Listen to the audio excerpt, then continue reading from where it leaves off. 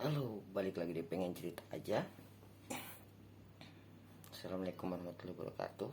Selamat malam. Karena gue buat video ini malam lagi. Kali ini gue membicarakan soal Indonesia lawan Uni Emirat Arab. Sama-sama kita tahu kita harus kembali mengakui bahwa Indonesia harus kalah lagi di kualifikasi Piala Dunia. Kecewa dengan hasil akhir, seperti yang gue bilang di video sebelumnya.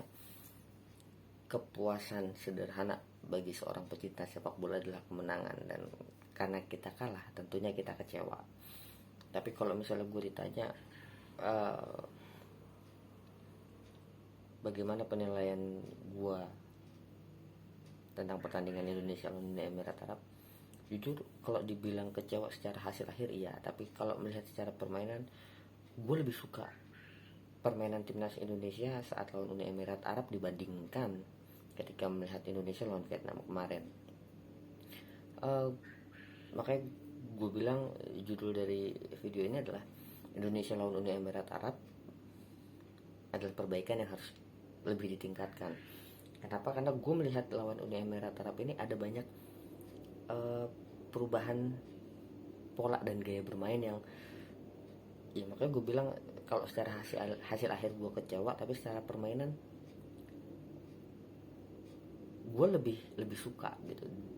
Dan gue ngomongin ini tentunya gue sangat mengapresiasi apa yang sudah dilakukan oleh para pemain timnas kita di pertandingan ini ya. Tapi ada beberapa hal yang mungkin harus kembali kita kita lihat dan juga kita bicarakan. Kayak misalnya gue bisa bilang hal-hal yang kemarin gue bicarakan di video sebelumnya ketika gue bahas soal Indonesia lawan Vietnam itu udah beberapa kali diperbaiki dalam pertandingan ini. Kayak misalnya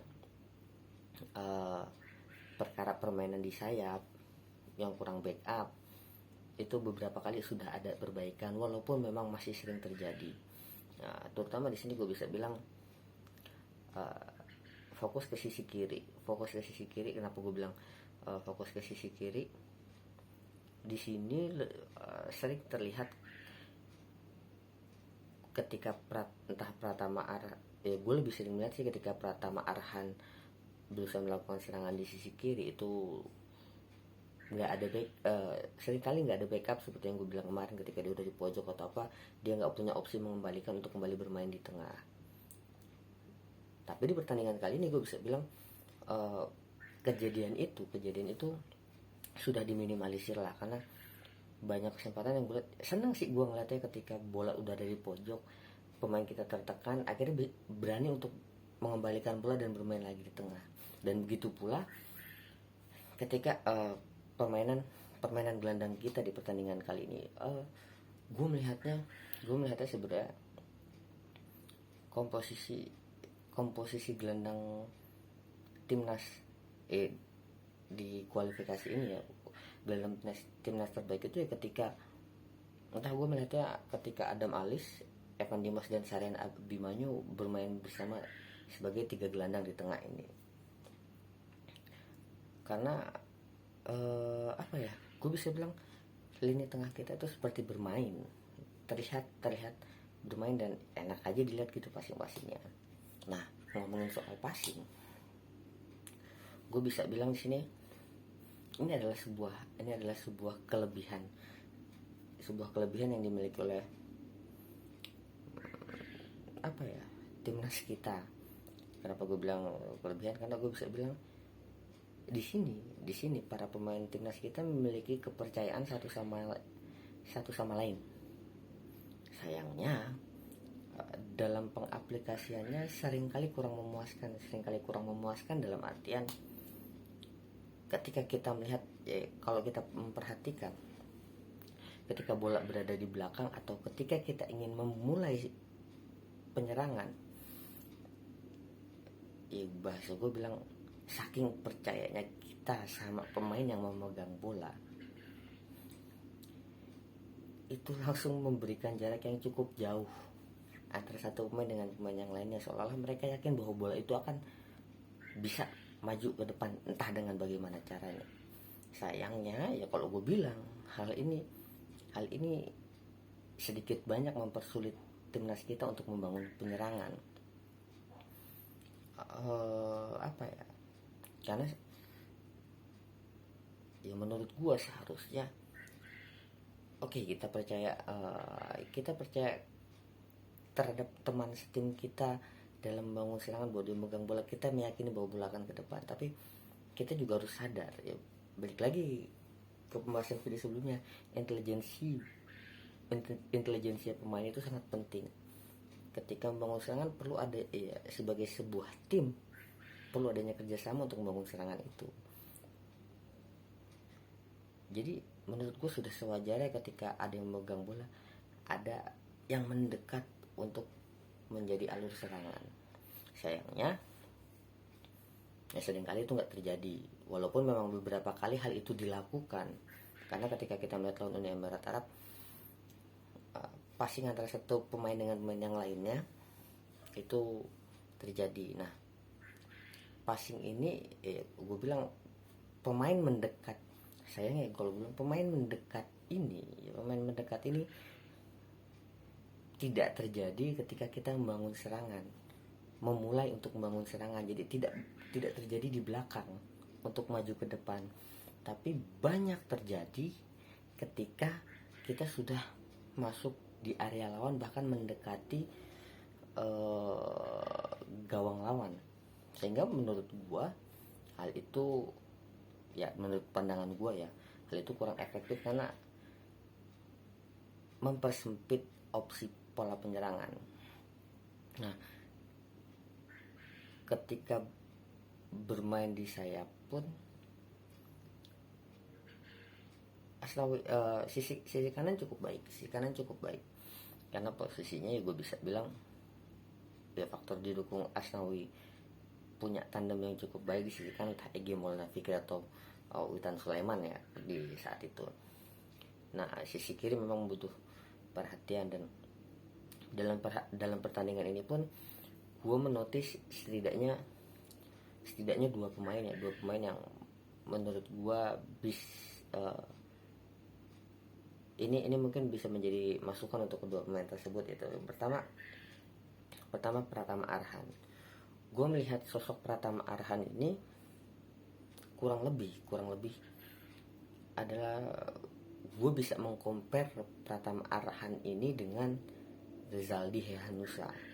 Kenapa? Ya apa yang terjadi dan proses Pratama Arhan saat ini ya kurang lebih itu adalah Rezaldi Hehanussa saat Luis Mia mulai melatih Indonesia. Rezaldi gue bisa bilang Rezaldi adalah sosok kepercayaan pemain bek kiri Luis Mia, sedangkan untuk saat ini Pratama Arhan adalah pemain kepercayaan untuk mengisi plot bek kiri dari Sintayong. Yang menyamakan kedua pemain ini adalah ya bisa dibilang kedua pemain ini adalah sama-sama bek kiri tipikal menyerang ya, sehingga ya, kalau kita ingat dulu Rezaldi sendiri seringkali mendapat kritik sebagai seorang bek kiri karena terlalu menyerang dan kurang fokus dalam bertahan, dan kurang lebih gue bisa bilang itulah yang saat ini terjadi kepada Pratama Arhan. Mungkin ada baiknya jika Pratama Arhan mau untuk entah berdiskusi atau mencari ilmu, ya gue bisa bilang sosok bek kiri yang mungkin bisa menjadi panutan oleh Pratama Arhan ada dua sih, yaitu satu Rezaldi yang gue bilang ini bisa di-compare sama dia karena punya pengalaman yang sama lah kurang lebih, dan satu lagi ya sejauh ini gue bilang back kiri gokil punya Indonesia yang masih ada itu ya Muhammad Nasuha, yang kita melihat bagaimana perjuangan dia di AFF 2010 itu. Dan ketika melihat Pratama Arhan, ya gue bisa bilang kenapa gue menotis Pratama Arhan, karena gue bisa bilang dua gol Uni Emirat Arab di pertandingan kali ini ada andil kekurang cermatan dari seorang Pratama Arhan. Dan itu terjadi ya ketika dua gol yang disarankan oleh Fabio Lima, atau pokoknya 5 lah nama pemain Uni Emirat Arab ya, bukan 5 orang tapi 5 nama pemainnya, yang dua-duanya berasal dari sundulan. Ya, gol pertama dari 5 mungkin memang bukan adu sundulan ya, kasarnya adu sundulan antara 5 dengan Pratama Arhan, tapi di sini kita bisa gue melihatnya seorang 5 ini lepas dari pengawasan Pratama Arhan, sehingga akhirnya mau tidak mau Arif Satria yang berusaha untuk menghalangi walaupun gagal. Dan gol kedua kali ini adalah adu sundulan antara Pratama Arhan dengan 5. Kenapa yang akhirnya membuat gue notice dan menilai bahwa apa yang terjadi dengan Pratama Arhan saat ini kurang lebih pernah dialami dulu oleh Rezaldi Hanusa ketika awal masa pelatihan Wismia. Itu yang pemain pertama. Yang kedua yang gue notice adalah penjaga gawang Muhammad Riyandi. Di luar banyak beberapa penyelamatan yang dia lakukan, satu hal yang gue notice dari Muhammad Riyandi yang mungkin juga bisa menjadi masukan untuk pemain adalah bagaimana cara Muhammad Riyandi mengantisipasi bola. Karena kalau gua melihatnya bagus Muhammad Riyandi bisa mengantisipasi, tapi yang gua notice adalah bagaimana Muhammad Riyandi mengarahkan bola yang dia tepis. Ya memang nggak mudah, tapi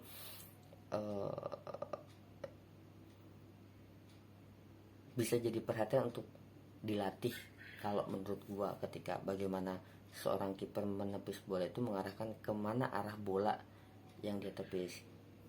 Contohnya adalah gol pertama menurut gua itu adalah akumulasi dari beberapa kali bola yang ditepis oleh Muhammad Riyandi itu mengarah kepada posisi yang sebenarnya kurang menguntungkan buat Indonesia.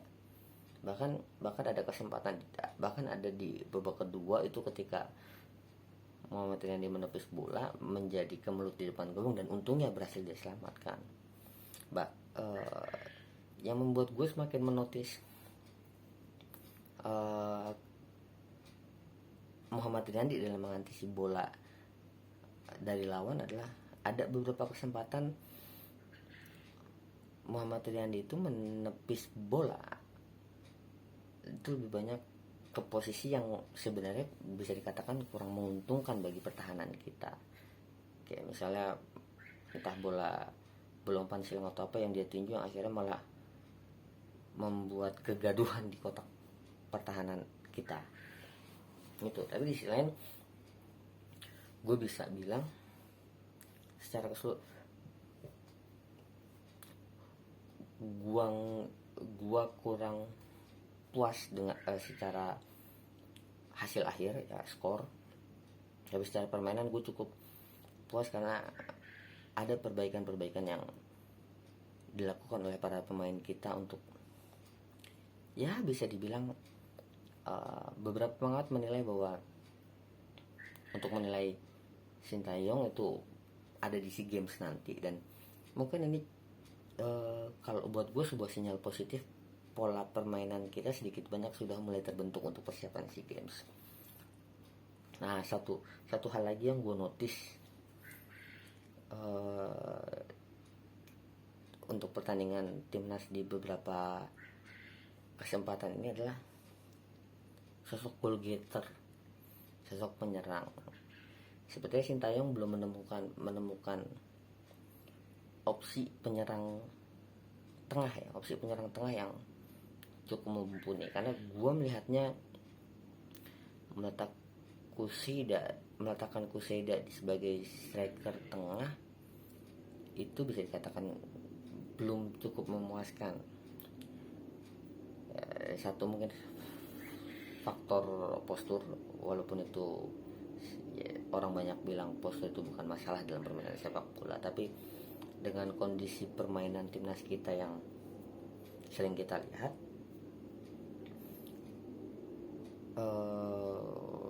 Kuseda kurang mumpuni untuk mengisi posisi sebagai seorang goal getter atau penyerang tengah. Mungkin ya untuk saat ini seorang Bagus Kavi kita belum bisa melihat permainannya ya. Kita belum bisa menilai apakah dia pantas atau tidak mengisi posisi itu, karena di sisi lain dia sedang penyembuhan cedera. Kalau misalnya gua harus memberikan sosok siapa yang mungkin bisa mengisi posisi itu, sebenarnya kalau menurut gue seorang Sadam Gafar patut dicoba, atau bahkan ada sosok Muhammad Rafli Nur Salim yang mungkin bisa dicoba sebagai goal getter atau penyerang tengah ya. Kamu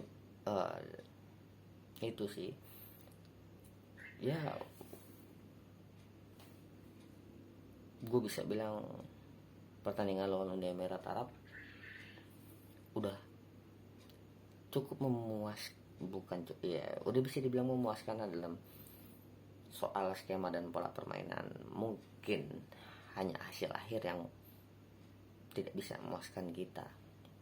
Jadi kualifikasi Piala Dunia sudah selesai dan kita memang sudah pasti tidak bisa lolos ke babak selanjutnya. Kedepannya Indonesia akan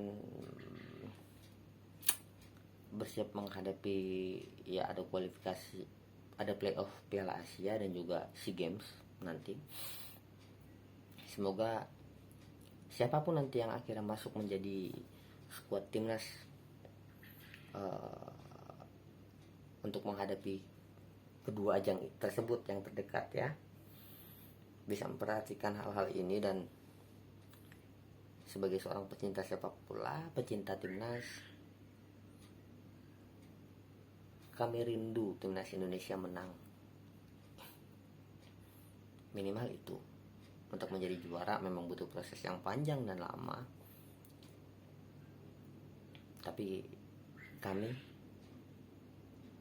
rindu timnas Indonesia menang.